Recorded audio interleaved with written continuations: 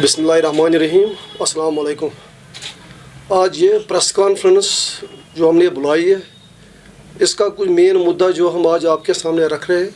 पहले मैं आपको ये बता दूं कि Kashmir private diagnostic centres association जो पिछले 2 दहाइयों से कंटिन्यूसली चल रही है, जिसमें अभी हमारे साथ मेरे चेयरमैन साहब सैयद मोहम्मद आफाक साहब, हमारे प्रेसिडेंट साहब रूफ रंगरेज साहब और हमारे सेक्रेटरी एजाज साहब जो बैठे हैं यहाँ पे। मेन मुद्दा हमारा ये है कि 2019 से लेकर आज तक हमारी कोई रजिस्ट्रेशन है ही नहीं, जबकि डायरेक्टर साहब ने हमें गाइडलाइंस जो पास की है कि आप इन गाइडलाइंस के मुताबिक अपनी रजिस्ट्रेशन कीजिए। तो उनमें सबसे बड़ी एक हर्डल हमारी आ रही है कि जो कि आपको एक MBBS डॉक्टर को लाना है। मैं आपके इस ज़िम्मन में इस टाइम ये कहना चाहता हूँ कि 47 से लेकर 2019 तक हम डायग्नोस्टिक एसोसिएशन चला रही थी, डायग्नोस्टिक सेंटर चला रही थी, लेकिन कभी भी किसी भी डायरेक्टर साहब ने या CMO साहब ने हमें प्रेशर नहीं किया कि आपने MBBS डॉक्टर को लाना है।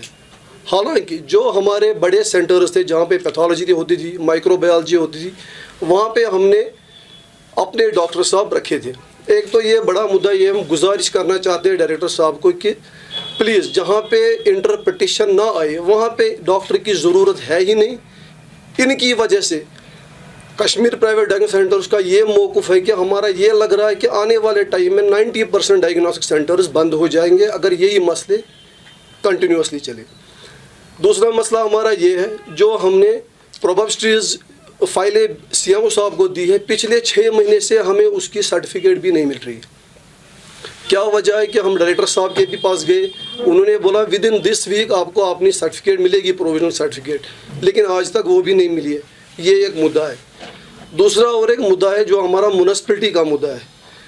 म्युनिसिपैलिटी का फ़ीस हम 2019 तक हमारा सैनिटेशन फ़ीस रहता था 1200 से लेकर 1400 रुपये तक। अनफॉर्चुनेटली 2019 के बाद म्युनिसिपल कमिश्नर ने हमारे ऊपर 24,000 रुपये आयद किए हैं म्युनिसिपैलिटी फ़ीस, सैनिटेशन फ़ीस, जो हमारे लिए बहुत ही ज़्यादा है। जिसके लिए मैं आपको ये क्लियर कर दूँ कि जितनी भी UTs ऑल इंडिया की है, जिनमें सबसे सेफेस्ट और सबसे क्लीनेस्ट सिटी चंडीगढ़ को कहा जाता है, उनका रिसिप्ट हमारे पास पड़ा है, जिनकी टोटल 1200 रुपये सालाना फ़ीस है। ये उनका रिसिप्ट पड़ा है चंडीगढ़ म्यूनिसिपल कॉरपोरेशन का, 1200 रुपये टोटल फ़ीस है एक साल की। ये भी UT एक है, हमारी भी UT है। हमने तो बस ये सुना था कि 1 इंडिया 1 नेशन बनेगा या आपको और रिलैक्सेशन मिलेगी। अनफॉर्चुनेटली रिलैक्सेशन के बजाय 1200-1400 रुपये के बजाय हमें इस टाइम 24,000 25,000 ये लोग मांग रहे, जो कि बहुत ही ज़्यादा है एक छोटे डायग्नोस्टिक सेंटर के लिए। ये एक बड़ा इशू है। ये स्टेट गोवा स्टेट है, जहाँ पे 3,000 रुपये टोटल फीस देने पड़ते हैं, जिसमें सैनिटेशन फ़ीस है, ट्रेड टैक्स है, प्लस उनका बोर्ड का जो टैक्स लगता है वो लेकर खाली 3,000 रुपये ईयरली, और हमारा 24,000 खाली सैनिटेशन फ़ीस। और मैं ये भी यहाँ पे आपको क्लियर कर देना चाहता हूँ कि हमारा जो वेस्टेज निकलता है, बायोमेडिकल वेस्टेज, उसके लिए हमें सालाना अलग से देने पड़ते हैं 12,000 रुपये। तो ये 25,000 रुपये हमें किस चीज़ के लिए देने पड़ते हैं ये हमें पता नहीं। ये मैं आपकी वसादत से गुजारिश करना चाहता हूँ और रिक्वेस्ट करना चाहता हूँ KPDC की तरफ से कमिश्नर साहब को कि प्लीज़ इस मैटर को आप देख लीजिए। हम ऑलरेडी सफ़रर है 2008 से लेकर आज तक। तो ये आप गुजारिश है जो मैं आपकी वसादत से करना चाहता हूँ। रेट्स वेरिएशन हो रही है। देखिए जी, 2012 में एसोसिएशन जो हमारी एसोसिएशन थी, हमने पहला जो रेट लिस्ट है वो हमने काम ये किया था, एस्टेब्लिश किया था उस वक्त। तो उसके बाद 2012 में गवर्नमेंट ने भी एक रेट लिस्ट बनाया हुआ था। तो जब ये कंपेयर किया गया तो रेट जो गवर्नमेंट की रेट्स थी वो ज़्यादा थी हमारी रेट लिस्ट से।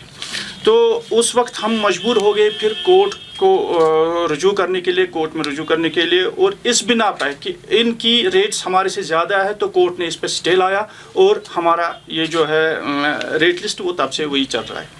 उसमें फिर कोर्ट ने उस वक्त ये दिया था ऑर्डर में, ये दिया था गवर्नमेंट को बोल के, ये बोला था कि आप एसोसिएशन की तरफ के 2 बंदे एक कमेटी बना लीजिए, एक तशखीस कीजिए एक कमेटी जिसमें से आप एसोसिएशन के 2 बंदे भी रखेंगे तो आपस में मिल बैठ के ये सॉर्ट आउट कर दीजिए। और ये तब से हम गवर्नमेंट को कंटिन्यूसली रिक्वेस्ट कर रहे हैं, रिटर्न भी दे रहे हैं और गवर्नमेंट को कंटिन्यूस रिक्वेस्ट भी कर रहे हैं कि एक रेट लिस्ट फ्रेम किया जाए। लेकिन पता नहीं गवर्नमेंट के लिए ये शायद बैक पॉकेट में रखा हुआ ये मुद्दा है, उनके लिए ज़्यादा इम्पोर्टेंट मुद्दा है नहीं, तो उन्होंने रेट लिस्ट आज तक अभी फ्रेम नहीं किया। लेकिन हमारी भी जिम्मेदारी है कि ज़्यादा इस पर कुछ थोड़ी सी रोक लगा दी, कुछ इसको शक्ल दी जाए। फिर हमने एक 30 मेंबरान की कमेटी बनाई 2015 में, जिसमें सारे हमारे जितने भी ये फील्ड्स है, जैसे माइक्रोबायोलॉजी है, बायोकेमिस्ट्री है, पैथोलॉजी है, और डायग्नोस्टिक्स में रेडियोलॉजी है, बाकी सब इमेजिंग है, वो सब कुछ हमने सारे शोबों में से एक कमेटी बनाई, 30 बंदों की कमेटी बनाई। 30 बंदों की कमेटी जब बनाई तो हमने ये देखा कि कंपेयर किया कि आउट स्टेट जो यूटीज़ है या जितने भी स्टेट्स हैं उनके रेट लिस्ट्स हमने कंपेयर किए और अपना रेट लिस्ट बनाया। अब देख लीजिए आपके, तब हमने ये देखा कि अब मैं एक छोटे से शुगर या एक यूरिन की मिसाल देता हूँ। यूरिन में बहुत सारे ऐसे टेस्ट हैं जो हज़ारों में भी होते हैं, हज़ारों में मतलब जिसके 5000 भी लगते हैं, 3000 भी लगते हैं, 2000 में। मैं छोटी सी एक रूटीन टेस्ट की बात करता हूँ। रूटीन टेस्ट में हमने यहाँ पे हमने जब देखा बाहर के स्टेट्स के रेट लिस्ट कंपेयर किए तो 120 से लेके, ये 2012 की 15 की बात मैं कर रहा हूँ, तब 120 से लेके 300 रुपये तक लिया जाता था यूरिन का, ये पेमेंट ली जाती थी एक पेशेंट से। किसी स्टेट में 120, किसी स्टेट में 280 और इसी के बीच में ये थे। तो हमारी जो कमेटी है इन्होंने ये सोचा कि पिछले 30 सालों से यहाँ की जो आवाम है बहुत पिछड़ी है, हमारी बहुत गरीब आवाम है और ये है, तो इन पे एक रहम होना चाहिए। हमने इसी टेस्ट का यहाँ पे 50 रुपये रेट रखा, 50 रुपये रेट रखा। तो अब वही तब से और आज तक वो रिवाइज नहीं हुआ, वो रेट लिस्ट रिवाइज नहीं हुआ, वही 50 रुपये आज भी लिया जाता है। अब मसला यह है कि वेरिएशन कैसे होता है। तब से लेके आज तक अब बाहर की बहुत सारी जो कॉरपोरेट लैब्स है, बाहर की जो लैब्स है, उन्होंने यहाँ पे अपने एस्टेब्लिशमेंट्स खड़े करके, यहाँ पे अपने कलेक्शन सेंटर्स खड़े करके, कुछ तो यहाँ पे भी प्रोसेस करते हैं, कुछ यहाँ पे सिर्फ कलेक्ट सैंपल्स करके, उनकी अपनी अपनी रेट्स है, उनकी अपनी अपनी रेट्स है। वो अपने हिसाब से, मतलब कोई 120 लेता है, कोई 100 रुपया लेता है, कोई 80 लेता है। लेकिन जो हमारे अंडर जितने भी लोग हैं, हमारे अंडर जितने भी लोग हैं, इसमें तकरीबन मुझे लगता है तकरीबन 2400 लैब्स है, डायग्नोस्टिक सेंटर्स है जो इसके अंडर काम, वो बिल्कुल इसी पे कायम दायम है। अब एक और ऐड हो गया इसमें, एड ऑन हो गया इसमें एक और मसला। अब यहाँ पे ट्रस्ट्स आ गए, ट्रस्ट जैसे कि बहुत सारे ट्रस्ट आ गए, मैं नाम नहीं लेना चाहूँगा, और NGOs आ गए। उन्होंने ये सोचा कि पिसी हुई आवाम है, इनके लिए भी कुछ राहत होनी चाहिए, तो उन्होंने अपने डायग्नोस्टिक सेंटर्स ओपन किए। उन्होंने नो लॉस नो गेन पे काम करना शुरू किया, नो लॉस नो गेन पे काम करना शुरू किया। वो अब आधे 30 रुपये लेते हैं, आधे 40 रुपये लेते हैं, आधे 45 रुपये लेते हैं। मगर खुदारा आप मुझे बताइए 51 रुपये को कहाँ पे लेता है? अगर आप मुझे ये प्रूव करके देंगे कि कोई लैब वाला 1 रुपये एक्स्ट्रा लेता है यूरिन टेस्ट का या किसी भी टेस्ट का, अदर देन वो जो बाहर की लैब्स है उनको छोड़ के, मैं अपने यहाँ की लैब्स की बात कर रहा हूँ, आप मुझे ये प्रूव करके दीजिए कि 1 रुपया कौन ज़्यादा लेता है, कम लेता है। यहाँ पे लोगों को जागरूक होने की ज़रूरत है, यहाँ पे लोगों को ये समझने की ज़रूरी, एक मस्ट इम्पॉर्टेंट ये पॉइंट है। ये जो कन्फ्यूजन है, कहीं पे 30 रुपये लेते हैं, कहीं पे 40 रुपये लेते हैं और कहीं पे बराबर 50 रुपये लेते हैं, ये कंसेशन की वजह से, ये कन्फ्यूजन जो है ये कंसेशन की वजह से, ओवर चार्जिंग की वजह से। ओवर चार्जिंग यहाँ पे होती नहीं है, हाँ अगर होती है, हमारा रेट लिस्ट कोई फॉलो नहीं करता है, वो बाहर की लैब से। तो आपका मानना है कि उनके खिलाफ कार्रवाई की जानी चाहिए जो अपनी मनमानी करते थे, रेट्स को ज़्यादा बढ़ाते हैं, रेट ज़्यादा, उनके खिलाफ कार्रवाई? देखिए, मैं आपको अपनी यहाँ जितनी भी लैब्स है उनकी तरफ से मैं आपको एश्योर कर रहा हूँ कि वो कोई एक्स्ट्रा पेमेंट नहीं लेते हैं। अब जो बाहर के लैब्स हैं उन कोविड के दौरान भी काफी शिकायतें आई थी, कहीं पे जो कोविड टेस्ट किया गया, कहीं पे एक रेट ली गई, दूसरी जगह पे दूसरी रेट। नहीं, यहाँ की जो उसमें भी जो कश्मीरी हॉस्पिटल्स है वहाँ पे भी शिकायतें आई। एग्जैक्टली उसमें भी कंफ्यूजन है। उसमें कंफ्यूजन ये है कि ये जो कोविड PCR होता है दो टाइप्स का होता है। इसमें गवर्नमेंट ने जब स्टार्ट ये हुआ था तो PCR, कोविड PCR जो था उसमें 4800 रुपीज़ पहले जब स्टार्ट हुआ था, जब ये पहले टेस्ट इंट्रोड्यूस किया गया तब 4800 रुपीज़ इसकी रेट रखी गई थी। फिर एट ए टाइम जब ये बढ़ गया, कोविड बढ़ गया, तो गवर्नमेंट ने इस पर स्लैब लगा के 2400 कर दिया। इसमें दूसरा किस्म जो होता है वो नेट का होता है, नेट टाइप का होता है, वो दूसरे टाइप का होता है, ट्रू नेट उसको बोलते हैं, वो दूसरे टाइप का होता है। उसमें फिर उसमें 2000 रुपीज़ रेट गवर्नमेंट ने ये फिक्स की हुई थी। लेकिन फिर किसी कॉरपोरेट ने गवर्नमेंट को ऑफ़र दे के इसकी रेट कम करके फिर गवर्नमेंट ने एक और ऑर्डर निकाला कि इसमें 400 रुपया लिया जाए, जबकि ट्रूनेट टाइप से होता है जो उस मेथड के हिसाब से होता है, उसमें कोई ये कम नहीं किया गया, उसकी रेट कोई कम नहीं की। अब ये लोगों को पता नहीं है कि एक जगह कौन सा मेथड होता है, दूसरी जगह कौन सा मेथड होता है। जहाँ पे PCR होता है, RT-PCR होता है, वहाँ पे 400 दिया जाता था, और जहाँ पे ट्रूनेट PCR ट्रूनेट होता था वहाँ पे वो 2000 नहीं, वो 1600 ही लेते थे, वो 1600 ही लेते थे ज़्यादा। मैं ये आपकी वसादत से लोगों को भी और गवर्नमेंट को भी और अथॉरिटीज़ को भी ये वाज़ह करना चाहता हूँ, जो भी यहाँ पे लोगों में शिकायत है कि एक जगह पे ज़्यादा लेते हैं, एक जगह पे कम लेते हैं, इसमें सिर्फ 2 वजह है। एक वजह कि जो यहाँ के लोकल लैब्स हैं वो कंसेशन करते हैं, कंसेशन की वजह से ये कन्फ्यूजन प्रोसीजर कंसेशन कर। दूसरा जो बाहर की लैब्स है उनकी अपनी रेट्स फिक्स हुई है, वो हमारे से ज़्यादा हो सकती है, लेकिन उन पे कोई असर नहीं, उन पे कोई कार्रवाई होती नहीं है।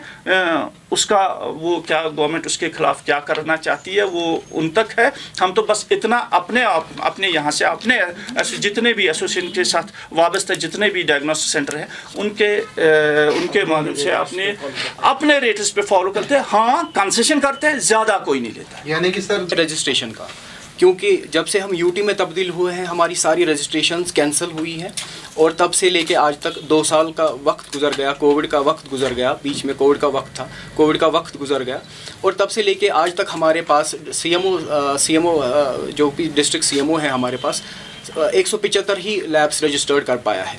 हमारी सारी फाइल्स जो कि हम 2400 डायग्नोस्टिक सेंटर्स हैं कश्मीर में, तो हर किसी डिस्ट्रिक्ट लेवल पे अपनी अपनी फाइल्स जो है वो हमने सबमिट कर चुके हैं हम सीएमओ लेवल पे, लेकिन खाली 175 रजिस्ट्रेशंस ही हमें अभी मौसूल हुई हैं। हमने पता करने की कोशिश की हमारी फाइल्स कहाँ गई हैं जो हमने 1 साल से सबमिट की हुई हैं, तो वहाँ पता चल रहा है कि ये डीसी साहब के पास है फाइल्स। हम हेल्थ डायरेक्टर मुश्ताक साहब से भी मिले, उन्होंने हमें मतलब फ़ोन पे बुलाया था, उन्होंने हमें डीसी साहब से बात करवाई। डीसी साहब ने हमें बोला कि आपकी फ़ाइल्स यहाँ पे पड़ी हैं, क्यों पड़ी हैं उसका उन्होंने बोला था 1-2 दिन में कर देंगे आपका ये काम, लेकिन हो नहीं पाया। और हमारा जो ये रजिस्ट्रेशन का पोर्टल है, सबसे पहले ही जब पोर्टल हम खोलते हैं तो इसमें बोलता है कि आप अपनी म्यूनसिपल रजिस्ट्रेशंस, जो कि हम आपसे भी बार बार कह रहे हैं कि म्यूनसिपल फ़ी जो है पोर्टल पहले ही हमें मांगता है कि म्यूनसिपल कॉरपोरेशन का आप अपना फ़ी का रिसिप्ट डाल दीजिए, जो कि पहले 2400 हुआ करता था और अनफॉर्चुनेटली अब 24,000 हो गया है। सैनिटेशन फीस की मैं बात कर रहा हूँ, जो 2400 से 24,000 हो गया है, जो कि 200 टाइम्स हाई हो गया है। लेकिन इस कोविड काल में हम हीरोज़ थे, हमें फ्रंट लाइन वॉरियर्स कहा गया, लेकिन अनफॉर्चुनेटली हमारे साथ अब दिन ब दिन टफ हार्श रूल्स हमारे ऊपर मतलब थोपे जा रहे हैं। आफ्टर म्यूनसिपलिटी एक और पोर्टल खुलता है कि जब आपको जी मतलब जनरल लैब के लिए, एक छोटी लैब के लिए MBBS डॉक्टर आपको डालना है। इसमें MBBS डॉक्टर का कोई रोल नहीं है, जबकि एक टेक्नीशियन यूरिन देखता है, शुगर करता है, और हमें MBBS एक जनरल लैब की बात मैं कर रहा हूँ। एडवांस लैब जो है वो हमारी फुली इक्विप्ड है, उसमें हमें पैथोलॉजिस्ट पहले से ही चाहिए हुआ करता था, जो कि हम उसके लिए एग्री हैं, वो हम बोल रहे हैं कि नहीं पैथोलॉजिस्ट उसमें होना चाहिए। लेकिन एक छोटी जनरल लैब जो कि दिन में 100 रुपया, 200 रुपया, 400 रुपये कमाता है, वो 25,000 रुपये का एक इतना ह्यूज अमाउंट डॉक्टर को कैसे। हाँ, अगर अब डॉक्टर का कोई काम होता इसमें तो हम कुछ ना कर मतलब कुछ देखते कि कम ज़्यादा करके कि हम ये कर पाते कि नहीं जी ठीक है, लेकिन डॉक्टर का कोई रोल नहीं है इसमें। यहाँ तक कि गवर्नमेंट सेक्टर में भी टेक्नीशियंस जो हैं वही सिग्नेचर अथॉरिटी है, वही साइन करते हैं। हमसे अब टेक्नीशियन से सिग्नेचर अथॉरिटी भी छीन लिया गया है। आप कह रहे हैं कि MBBS डॉक्टर जी आपको साइन करना चाहिए एक जनरल लैब में एक यूरिन रिपोर्ट में। मैं आपको एक सिंपल सी मिसाल दूंगा। एक शुगर पेशेंट आता है सुबह, उसको डॉक्टर को दिखाना है रिपोर्ट, वो मुझे बोलता है कि 1 घंटे में मुझे रिपोर्ट चाहिए। या कहीं SMHS हॉस्पिटल में MI का पेशेंट आ गया, इसने शुगर का, इसको जल्द से जल्द ट्रीटमेंट होना चाहिए। अब डॉक्टर तो मुझे अवेलेबल रहेगा ही नहीं, वो तो आफ्टर 4 आएगा, तब तक मुझे पेशेंट को भी होल्ड करना है। और इस टेस्ट का भी वेट करना है कि डॉक्टर साहब कब आएंगे और सिग्नेचर करेगा। तो ये खाली ये जो सिग्नेचर मतलब रह जाता है, ये खाली फिर अब वो तो फिर हमें वो तो आने वाले नहीं है, वो तो खाली इलेक्ट्रॉनिक सिग्नेचर देंगे जो कि हम उस पर छाप देंगे। तो इस जब वो इलेक्ट्रॉनिक सिग्नेचर अपना देगा खाली छापने के लिए, तो फिर फ़ायदा क्या है ऐसा MBBS? हाँ, जिस पे इंटरप्रिटेशन है, जहाँ पे पैथोलॉजिस्ट की ज़रूरत, ये नहीं कह रहे हैं कि वहाँ वो भी टेक्नीशियन करेगा, लेकिन जैसे भी पहले से आज तक होता आया है कि आज तक सिग्नेचर टेक्नोलॉजिस्ट ही करता था, ऐसा मतलब यही हम सरकार से गुजारिश करते हैं कि एटलीस्ट थोड़ा सा हमारी तरफ भी देखा जाए। हम कोविड में भी बहुत आगे आए थे, फ्रंट लाइन वॉरियर्स, हमने जाने भी गंवाई हैं अपने कहीं महीनों तक हम घर भी नहीं गए हैं। तो हम अपील करते हैं, LG साहब से भी रिक्वेस्ट करते हैं कि हमारी तरफ, हमारे पीछे बहुत मतलब 3 लाख लोग हैं जिनका ये दाना पानी इसमें शामिल है। हम गुजारिश करते हैं कि इस डायरेक्टर हेल्थ साहब से भी गुजारिश करते हैं, एक रेट लिस्ट फ्रेम हो हमारे लिए भी और आवाम के लिए भी राहत महसूस हो कि ये जो सर ने भी कहा कि अभी कि अगर हम एक रेट लिस्ट फ्रेम हो जाता तो उस पर हम उस पर ओबे करते, अगर उस पर कोई ओबे नहीं करता है तो उसकी जिम्मेदारी association. Subscribe mail, press bell icon, never miss an update.